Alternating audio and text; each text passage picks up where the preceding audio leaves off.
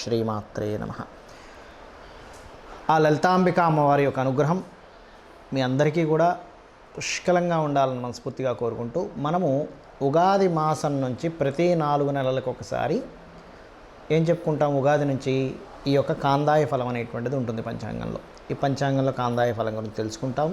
మరియు ఆ కాందాయ ఫలంలో ధనలాభం ఉందనుకోండి హ్యాపీ, సమంగా ఉన్నా కొంతవరకు హ్యాపీ. కానీ శూన్య ఫలములు ఉంటాయి, అందులో రోగ భయము, భీతి, హాని ఇట్లాంటివి ఉంటాయి. ఇలా ఉన్నప్పుడు దేని ద్వారా రాబోతుంది, ఆ యొక్క విషయాల్ని పరిపూర్ణంగా తొలగించుకోవడానికి అమ్మవారి నామం కానీ, చిన్నపాటి ఇంట్లో మీరు కూర్చొని చేసుకునే జపం కానీ, చిన్నపాటి దానం ద్వారా మీరు పరిపూర్ణంగా ఏ రకంగా మీరు ఆనందంగా ఉండగలుగుతారనేటువంటి విషయాన్ని ఒక్కొక్క నక్షత్ర పరంగా మనం తెలుసుకుందాం. వృశ్చిక లగ్నము అంటే వృశ్చిక రాశి, ఎందుకంటే ఇది కాందాయ ఫలం చెప్పుకుంటున్నాం కాబట్టి వృశ్చిక రాశిలో ఉండేటువంటి నక్షత్రాల గురించి తెలుసుకుందాం. ముఖ్యంగా ఈ వృశ్చిక రాశిలో చూసుకున్నట్లయితే విశాఖ 4వ పాదం ఉంటుంది, అనురాధ నక్షత్రము మరియు జ్యేష్ఠ నక్షత్రాలు ఉంటాయి ఇందులో. ఈ ముగ్గురికి కూడా కాందాయ ఫలం సంఖ్య ఏం చెప్తుంది, దీనివల్ల మీకు కలిగే ఫలితాలు ఏమిటి అని చెప్పి చూసుకున్నట్లయితే, ఇక్కడ వృశ్చికంలో గమనించుకున్నట్లయితే ఇక్కడ విశాఖ 4వ పాదము మంచి ధనలాభం ఇస్తుంది. ఎందుకంటే గురువు తన రాశిని తను అంటే గురువు తన 7వ స్థానం దృష్టితోని చూస్తున్నాడు కాబట్టి మంచి ధనలాభం అనేటువంటిది విశాఖ నక్షత్రం వారికి ఉంది. అనురాధ నక్షత్రం వారికి సమఫలం ఉంది. అంటే ఉదాహరణకు 10 లక్షలు సంపాదిస్తున్నాడు, లేకపోతే 5 లక్షలు సంపాదిస్తున్నాడు, అంతకంతా సరిపోతుంది.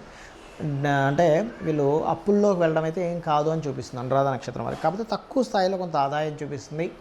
అదేవిధంగా జ్యేష్ఠ నక్షత్రం వారికి మంచి లాభాలు ఉంటాయి, ధన లాభాలు. అయితే ఇక్కడ మీరు పలానా నక్షత్రం వారు పలానా ధ్యానం చేసుకోవాలని చెప్తుంది శాస్త్రం. ఏమిటది, విశాఖ వారు వీలైతే కాస్త రాత్రి సమయంలో కానీ తెల్లవారుజామున కానీ దత్తాత్రేయుడు ఆరాధన చేయండి విశాఖ నక్షత్రం వారు. అదేవిధంగా అనురాధ నక్షత్రం వారు రాత్రి సమయంలో కాళికా అమ్మవారి యొక్క ఆరాధన, ఓం కాళికాదేవి నమః చేసుకుంటే ఖచ్చితంగా మీకు ఇంప్రూవ్మెంట్స్ జరుగుతాయి. మీరు ఎందుకంటే చంద్రుడు ఇక్కడ వృశ్చిక రాశిలో నీచ పొందుతాడు. ఆ నీచ పొందినటువంటి చంద్రుడు కాస్త మనస్థానం మీద ప్రభావం పడకుండా ఉండడానికి ధ్యానం చేయడం పనికొస్తుంది. ఇంకోటి ఏంటంటే గురువు దృష్టి వస్తుంది కాబట్టి చంద్రుడు బలపడేటువంటి సమయం చెప్పుకోవచ్చు ఈ సంవత్సరం అంతా కూడా. అదేవిధంగా జ్యేష్ఠ నక్షత్రం వారు ప్రత్యేకంగా అమ్మవారి యొక్క ఆరాధనని మరియు విష్ణు సహస్రనామాలని కనుక చేసుకున్నట్లయితే అన్ని విధాలా బాగుంటుంది. అయితే ఈ ముగ్గురికి కూడా ఈ యొక్క 4 నెలలు అంటే దాదాపుగా ఏప్రిల్ 9వ తేదీ నుంచి ఆగస్టు 9వ తేదీ వరకు ఉన్నటువంటి 4 నెలలు అద్భుతంగా ఉంది. మీరు నిత్యము కూడా పంచమ స్థానంలో ఉపాసనా స్థానంలో రాహు ఉన్నాడు కాబట్టి ముఖ్యంగా దుర్గా ఆరాధన చేస్తూ గర్భవతులు కాస్త జాగ్రత్తగా ఉండాలి. రాజకీయ నాయకులకి బాగుంది. వ్యాపార లాభాల విషయంలో కొంచెం అంచనాలు సరిగ్గా వేసుకోండి. అర్ధాష్టమ శని నడుస్తుంది కాబట్టి ఏదైనా ప్రాపర్టీ తీసుకునేటప్పుడు, కన్స్ట్రక్షన్ స్టార్ట్ చేసేటప్పుడు, ఏదైనా వాహనం తీసుకునేటప్పుడు కాస్త చూసి తీసుకోండి. అలాగే కాస్త తల్లిగారి ఆరోగ్య విషయంలో కూడా వృశ్చికం వారు కాస్త జాగ్రత్తగా ఉండాలి.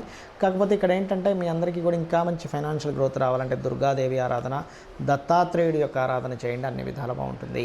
చాలామంది నన్ను అడుగుతున్న విషయం ఏంటంటే, ఏమండి మాకు జన్మజాతకం లేదు, నక్షత్రం తెలియదు, రాశి తెలియదు, మా వాళ్ళు రాశారు కానీ ఎక్కడో మిస్ అయిపోయింది, మేమేం చేసుకోవాలి, ఈ కాందాయ ఫలాలు తెలుసుకుందామంటే కనీసం నక్షత్రం రాశి తెలుసుకుంటేనే కదా అంటే, శాస్త్రంలో ఇలాంటి విషయాలకి చాలా స్పష్టంగా కొన్ని విషయాలు చెప్పింది. ఏమిటది అంటే, నీకున్న సమస్య ఏమిటి, ఆ సమస్యకి నువ్వు పరిష్కారం ఏం చేసుకోవాలంటే సింపుల్. ఎలాగంటే ఇప్పుడు చూడండి, మనకి తలనొప్పి వచ్చింది, మెడికల్ షాప్కి వెళ్ళి బాబు తలనొప్పి ట్యాబ్లెట్ ఇవ్వంటే తలనొప్పి ట్యాబ్లెట్ ఇస్తాడు, వేసుకుంటే తగ్గుతుంది. అజీర్ణంగా ఉంది ఈనో వేసుకుంటాం, లేకపోతే ఇంకోటి ఏదో ఇబ్బంది అంటే వైటమిన్స్ తగ్గాయి, రకరకాల ఇబ్బందులు ఉంటాయిగా. ఆ విషయం చెప్పంగానే ఆ మెడికల్ షాప్ అతను, ఆ డాక్టర్ గారు ఒకటి రాసిస్తారు. అన్నిటికీ మీ ఎక్స్రే రిపోర్ట్ అవసరం ఉండదు. మరి అలాంటప్పుడు ఈ నవగ్రహాలు ఏ విషయాల్లో ఏ చేసుకోవాలో చెప్తాను నేను మీకు, మీ సమస్యను బట్టి. ఇప్పుడు చూడండి, కొంతమందికి సంతానం కలగదు, లేకపోతే అధికారులతో బాగా ఇబ్బంది ఉంటుంది, లేనట్లయితే నేమ్ అండ్ ఫేమ్ డ్యామేజ్ అయిపోతున్నాయన్న బాధ ఉంటుంది. ఎలా అంటే, అయ్యో నేనేమీ ఇబ్బంది పెట్టకుండానే అవతల వ్యక్తికి ఇలా అయిపోతుంది ఏంటి నా పరిస్థితి అని. అంటే వీటన్నిటిని ఇచ్చే కారకుడు ఎవరు, సూర్యభగవానుడు. అంటే మీరు ఒకవేళ ఆరోగ్యపరంగా ఇబ్బంది పడుతున్నా, లేకపోతే సంతానం సంబంధించిన ఇబ్బంది ఉన్నా, నేమ్ అండ్ ఫేమ్తో ఇబ్బంది వస్తున్నా, అధికారులతో ఇబ్బంది వస్తున్నా, మీరు చేయవలసింది ఏమిటి అంటే సింపుల్ లాజిక్ ఇక్కడ ఏమిటంటే, సూర్యభగవానుడి యొక్క బలం పెంచుకోవాలి. సూర్యబలం పెరగాలంటే మీరు చేయాల్సింది ఏమిటి, ముఖ్యంగా సూర్య నమస్కారాలతో పాటు నవగ్రహాలలో సూర్యుడితో పాటు శని రాహుగ్రహాల దగ్గర కూడా దీపారాధన చేయండి. ఖచ్చితంగా మీకు ఏదైతే ప్రమోషన్స్ రావట్లేదనో, అధికారులతో ఇబ్బందనో, పెద్దలతో ఇబ్బందనో, రాజకీయాలతో ఇబ్బంది ఉందో ఇదంతా క్లియర్ అయిపోతుంది. గుర్తుపెట్టుకోండి. సూర్య నమస్కారాలు చేసుకోవడం ఇది చేస్తూ గోవుకి గోధుమ రవ్వ తినిపించండి.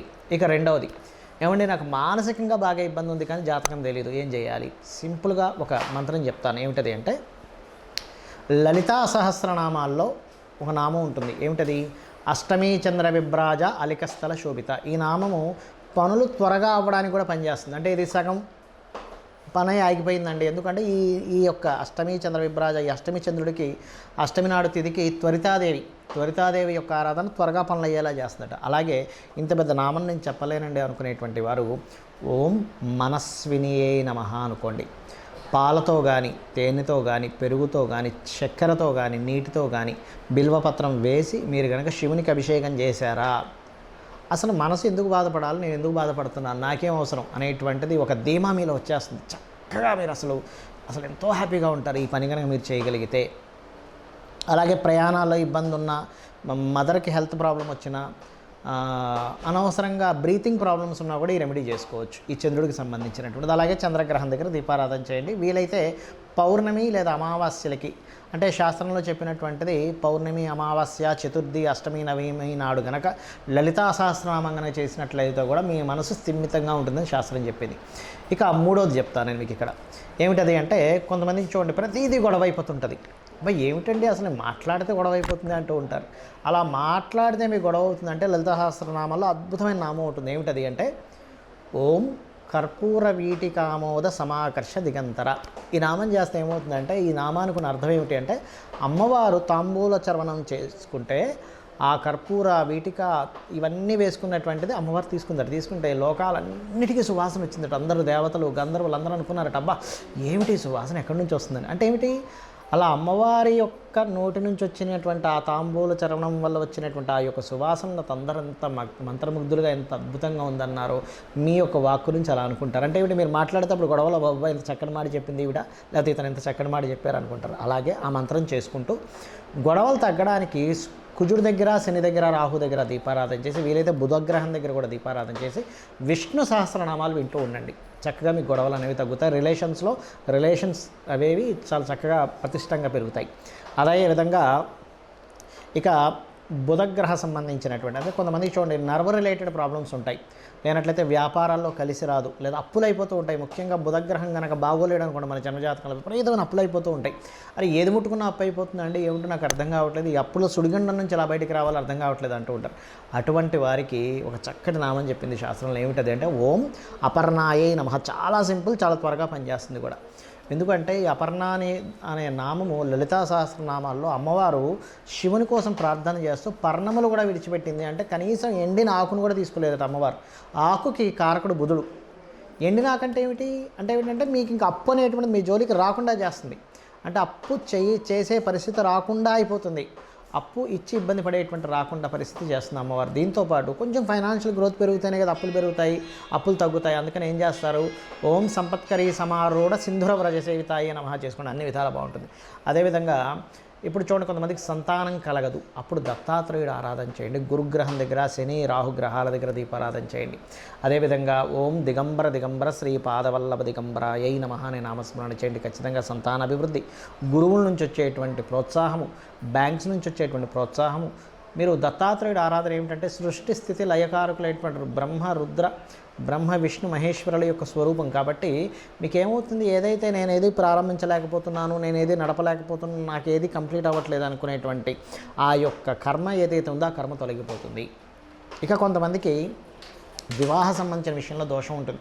ఏమిటోనండి జాతకం బాగాలేదంటున్నారు, లేకపోతే జాతకం సంబంధించింది మాకు అర్థం కావట్లేదు, ఏం చేయాలో అర్థం కావట్లేదు. చాలా సింపుల్, శుక్ర కేతు గ్రహాల దగ్గర దీపారాధన చేస్తూ, వీలైతే శనిగ్రహం దగ్గర కూడా దీపారాధన చేసి, మీకు స్త్రీలైతే శని రాహు దగ్గర కూడా దీపారాధన చేయండి కుజుడితో పాటు. పురుషులైతే శుక్రుడు, శని, కేతువు. స్త్రీలైతే కుజుడు, కేతువు, రాహు, శని కూడా. ఈ గ్రహాల దగ్గర దీపారాధన చేసి చక్కగా లలితా సహస్రనామాల్లో ఓం కామేశబద్ధ మాంగళ్య సూత్ర శోభిత కందరాయై నమః ఈ నామం చేసుకోండి చాలు. అమ్మవారు మీరు చేసే ప్రయత్నం, ఇంతకాలం చేసిన ప్రయత్నం ఒకటి, ఈ నామం చదువుకుంటూ చేసే ప్రయత్నం ఒకటి గుర్తుపెట్టుకోండి, ఖచ్చితంగా ఫలితం ఉంటుంది.